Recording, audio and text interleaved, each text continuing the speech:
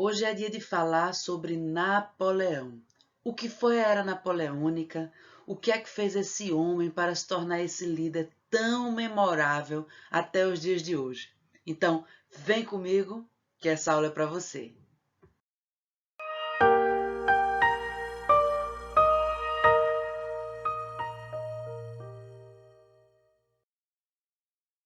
Oi, gente. Meu nome é Marina Claudino e hoje nós vamos tratar da Era Napoleônica.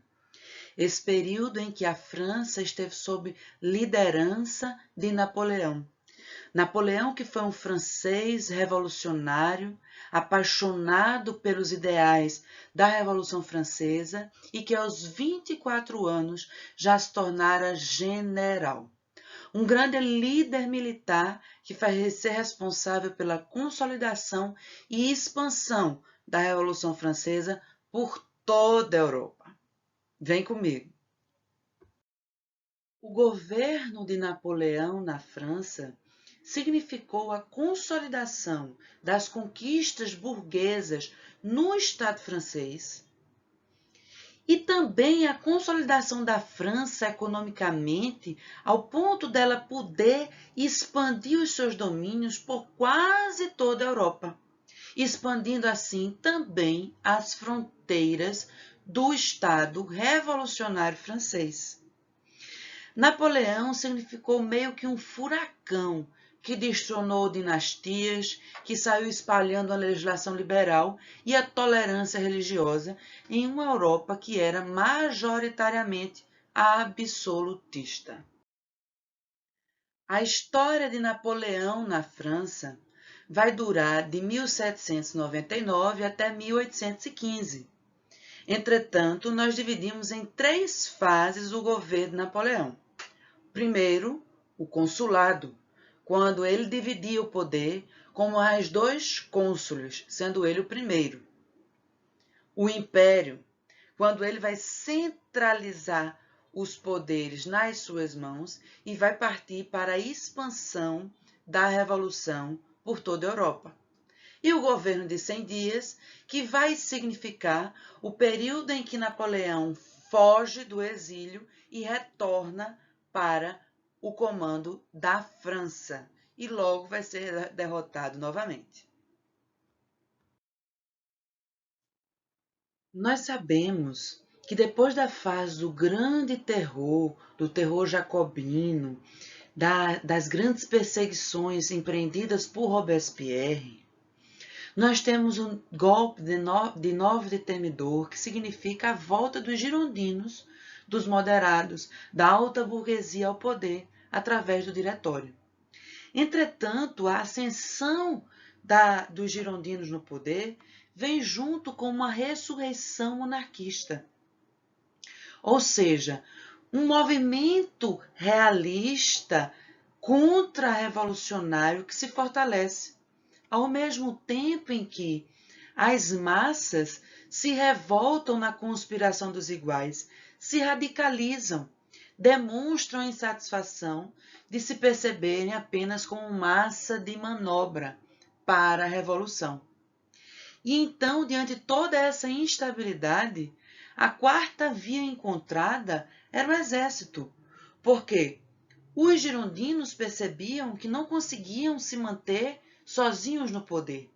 Ao mesmo tempo, não queriam jamais a volta dos monarquistas, nem muito menos a volta dos radicais jacobinos. Portanto, o exército foi a via encontrada para manter, consolidar a revolução, né, neutralizando as ameaças tanto jacobinas quanto realistas, não é? Então, Napoleão, tendo um poder militar incrível, uma popularidade no exército, liderar muitas tropas, ele se torna o nome mais adequado para reger a França nesse momento de instabilidade e trazer novamente o equilíbrio para a Revolução. O golpe de 18 de Brumário coloca Napoleão no poder, junto com Emanuel Sias e Roger Ducos, dividindo aí esse consulado. Entretanto, Napoleão acaba se sobrepondo aos dois colegas, porque ele tem esse poderio sobre o exército. E durante esse período do consulado, que vai de 1799 a 1804, Napoleão vai construir a sua base apoiadora.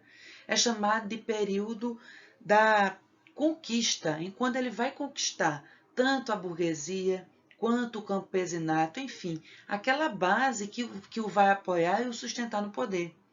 Além disso, ele vai investir na modernização da França, para tornar a França um país competitivo frente às outras potências europeias.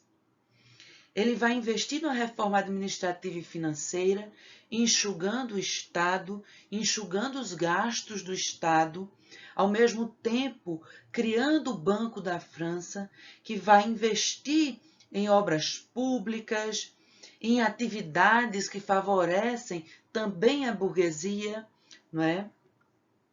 Ele vai estabelecer a Concordata em 1801, que é um acordo com a Igreja Católica que vai determinar o confisco das terras, mas ao mesmo tempo dá à Igreja uma certa liberdade e declara, sendo a religião católica a religião da maioria da França, né?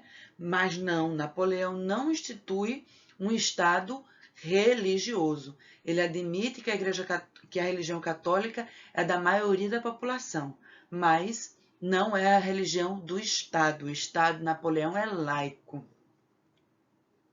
Ele vai propor uma reforma educacional, onde ele vai criar liceus, ginásios, até uma universidade em 1806. Ele vai investir muito no ensino básico, né, gratuito, público. Ele vai, por fim, a interferência religiosa na educação, apesar que ele permite a criação e existência das escolas confessionais, mas na educação pública, essa seria laica, né?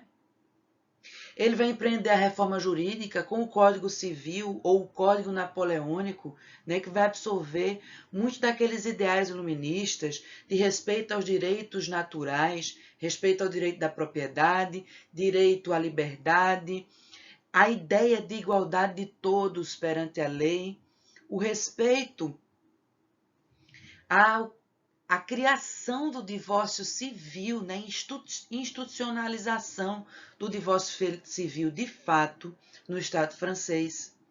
Além disso, Napoleão vai propor a reforma agrária, né? Assim ele alcança o campesinato. E assim, com todas essas reformas, nós vemos que ele alcança a burguesia quando ele investe em políticas protecionistas, em investimentos em obras públicas, em atividades de fomento da indústria, né? Ele também agrada a burguesia e o setor mais progressista com a reforma educacional. Ele agrada ao povo como um todo com a reforma jurídica, quando determina a igualdade de todos, e ele agrada sobretudo o campesinato, que vai lutar fielmente com Napoleão por causa da reforma agrária, como ele vai facilitar o acesso à terra dos camponeses, não é?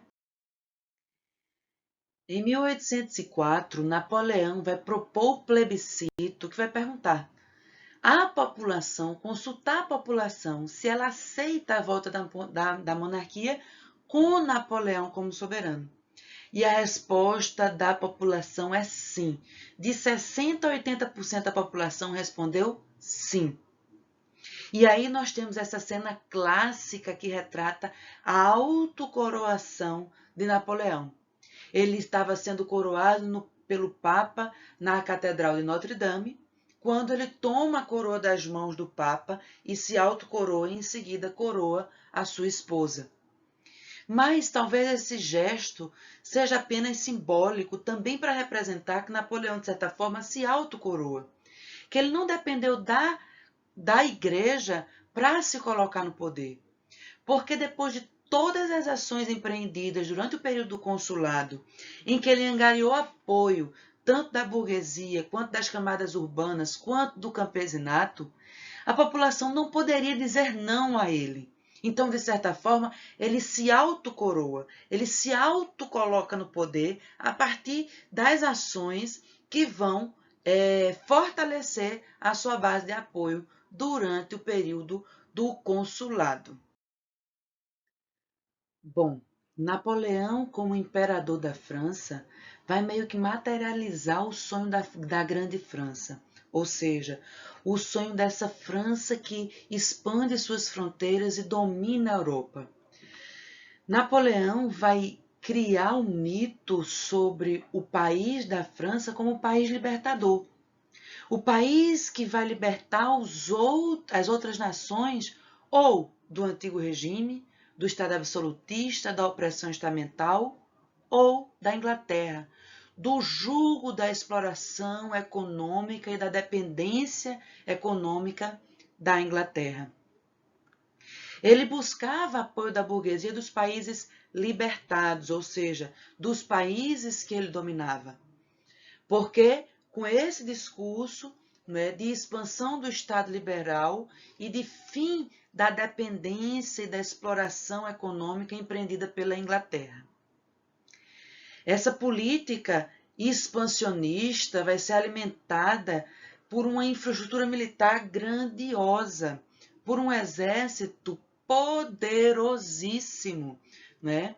Que vai enfrentar a Europa por duas vias. A primeira delas, a via terrestre, em que o exército Napoleão tinha sobre si o mito da invencibilidade. É imbatível o exército Napoleão por terra. Entretanto, por via marítima, o exército de Napoleão tinha uma atuação limitada e tinha um inimigo frontal, que era a Inglaterra, que já era conhecida por ser a rainha dos mares, por ter a supremacia dos mares, não é? Então a Inglaterra se torna a principal inimiga da França. Ora, começa a se pensar, por que a principal inimiga da França? Se a Inglaterra já tinha passado por uma revolução burguesa, né, a Revolução Inglesa, já no século XVII. Por que isso vai acontecer? Porque a Inglaterra temia o avanço francês e temia que a França passasse a estabelecer medidas protecionistas que atacasse a economia da Inglaterra, não é? Assim como a França entendia como sendo a Inglaterra seu principal inimigo para sua expansão e consolidação como grande potência da Europa, na Europa, né? Então, para enfrentar esse inimigo, já que Napoleão sabia que não tinha uma esquadra marítima tão poderosa, ele vai instituir o bloqueio continental. Tá, eu não posso invadir a Inglaterra, que é uma ilha e que eu não tenho esse poderio para enfrentar a esquadra inglesa, mas eu vou invadir os parceiros da Inglaterra. Eu vou determinar que qualquer país que a partir de hoje comercializar com a Inglaterra vai ser invadido pelas minhas tropas, não é? Assim ele toma uma medida nada liberal para conter o avanço de seu concorrente, não é? Que é a Inglaterra. Bom, esse mapa exemplifica o poder de Napoleão sobre a Europa. A França está aqui e as fronteiras da França serão alargadas por toda essa região em verde, né? Além dos estados que estão em amarelo, o Império Austríaco, a Dinamarca, a Noruega, que são estados que, por certos períodos, apoiarão, apesar da independência, né, apoiarão Napoleão. Né? Até mesmo o Império Russo, por um certo período, apoia Napoleão e vai integrar aí a política de bloqueio continental contra a Inglaterra. Veja aqui as fronteiras do bloqueio continental. Desta forma, a Inglaterra não tinha acesso a praticamente nada da Europa, né? Nenhum dos mercados europeus era para a Inglaterra acessível. Essa foi a forma que Napoleão encontrou para enfrentar o poder da Inglaterra. A crise do Império Napoleônico advém, surge justamente do seu caráter expansionista, porque para manter essa expansão era preciso alimentar uma infraestrutura bélica e militar muito onerosa, muito custosa. Isso faz com que eu desvie os investimentos da indústria para a indústria bélica e militar, né? Isso faz com que, de certa forma, a França fique no beco sem saída, porque ao propor o bloqueio continental, ela vai proibir que os países europeus comercializem com a Inglaterra, sendo que a Inglaterra é, para a maioria desses países, a fonte dos produtos industrializados. E quando a França não investe na sua própria indústria, ela deixa esses países descobertos de produtos necessários para eles. Ela não consegue suprir essa necessidade de produtos industrializados dos países europeus, né? Isso faz com que muitos países que inicialmente vão aderir ao bloqueio acabem quebrando o bloqueio continental. Além disso, ao invadir Portugal e Espanha, a Península Ibérica, Napoleão faz as coroas ibéricas suas inimigas e acaba abrindo espaço para que a Inglaterra acabe comercializando com as colônias ibéricas na América. Então, a Inglaterra encontra uma alternativa viável, né? Já que ela não pode comercializar com a Europa, ela encontra um outro caminho para escoar seus produtos industrializados, a América. Então, de certa forma, o bloqueio continental vai falir por dois elementos. Primeiro, porque a França não consegue suprir a necessidade industrial dos países que vão aderir ao bloqueio e esses países acabam quebrando o bloqueio. E, por outro lado, o bloqueio não vai surtir o efeito esperado sobre a Inglaterra, porque a Inglaterra encontra uma alternativa para escoar os seus produtos industrializados, que é o Atlântico, que são as colônias ibéricas na América, né? Ao mesmo tempo, indiretamente, Napoleão acaba influenciando a independência das colônias ibéricas, tanto da América Portuguesa quanto da América Espanhola. Por quê? Né, com a fuga da família real para o Brasil, não é? Vai haver a abertura dos portos, a elevação do Brasil, a reina de Portugal e Algarves, e isso acaba fazendo com que o Brasil ascenda, né, como o núcleo do Império Português, assim como as colônias espanholas vão acabar ficando mais suscetíveis ao poder local, enquanto a Espanha está empreendendo suas lutas contra Napoleão na Europa. Então, de certa forma, Napoleão, de forma indireta, influencia na independência das colônias ibéricas na América. Bom, em 1805, Napoleão sofre uma emblemática derrota para a Inglaterra na Batalha de Trafalgar, uma derrota marítima que marca, né, esse poderio da Inglaterra sobre os mares. E, de certa forma, isso vai influenciar Napoleão na busca pelo bloqueio continental, já que ele descobre que não tem uma esquadra tão valente a ponto de poder enfrentar a Inglaterra. E então, entre 1805 e 1809, Napoleão vai se dedicar, né, às guerras em favor do bloqueio continental, enfim, invadindo os países que descumprirem o bloqueio. Aos poucos, vai surgindo uma certa insatisfação nos países dominados pela opressão tributária francesa, né? Já que nós vimos que a França precisa alimentar esse exército poderoso, que é muito custoso, e para isso ela acaba cobrando altíssimos impostos dos países dominados.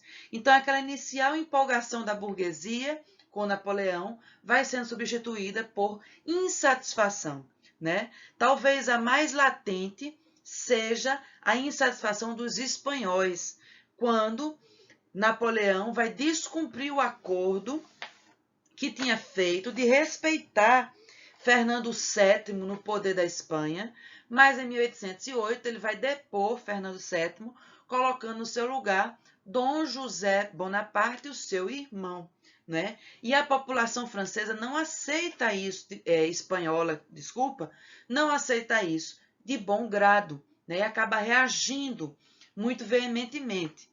Em 1812, diante da falta de produtos industrializados, de alimento, de tudo que era provimento que vinha da Inglaterra, a Rússia acaba quebrando o bloqueio continental e a França vai declarar guerra à Rússia, né?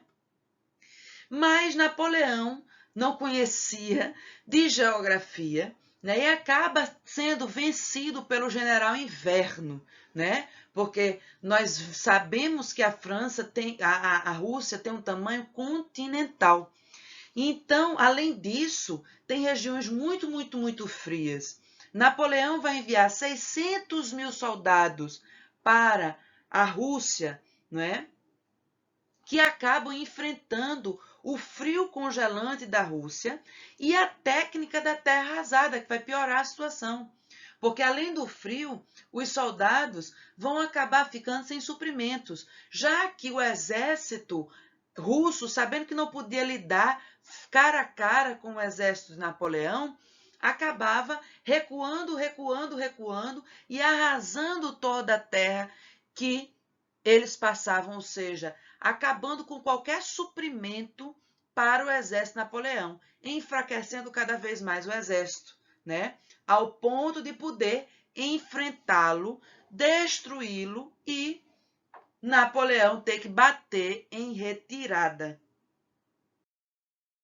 Então, como se não bastasse a derrota para os russos, não é? Na volta para a França, o exército de Napoleão, já bem enfraquecido, vai enfrentar uma batalha promovida pela coligação contra a França, da Inglaterra, da Rússia, da Prússia e da Áustria, que vai acabar reduzindo os iniciais 600 mil soldados que foram para a Rússia a apenas 30 mil soldados que voltam para a França, né? E aí, em 31 de março de 1814, o czar da Rússia, Alexandre I, vai invadir a França, fazendo com que Napoleão acabe tendo que assinar o Tratado de Fontainebleau, que vai determinar o seu exílio na ilha de Elba, o seu predomínio, na verdade, na ilha de Elba, e o retorno ao poder dos Bourbons, né, de Luís XVIII, na França. Então, Napoleão, cercado pela Rússia, acaba tendo que assinar esse tratado.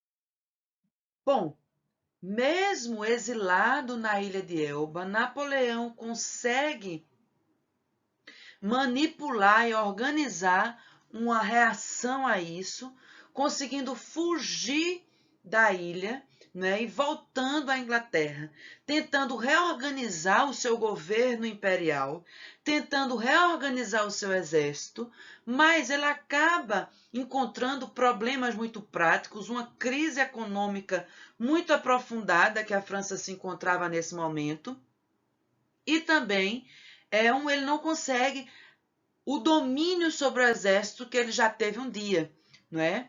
Além disso, ele vai acabar tendo que enfrentar a nova coligação contra a França, que marcha contra Napoleão e vai derrotá-lo definitivamente na Batalha de Waterloo em 1815. Sendo assim, terminada, né, a era napoleônica, quando ele vai ser exilado na ilha de Santa Helena, no Atlântico, né? morrendo aí em 1821. Então, termina assim a nossa era napoleônica, dividido entre período do consulado, do império e do governo de 100 dias. Bom, eu espero que vocês realmente tenham gostado da aula. Espero vocês na próxima aula, na aula de Congresso de Viena, que nós vamos ver como é que vai ficar a Europa após essa derrota de Napoleão. Te lembro para se inscrever no canal, para curtir o vídeo, para comentar sugestões, para dar uma animada por aqui, tá bom? Tchau, até a próxima aula.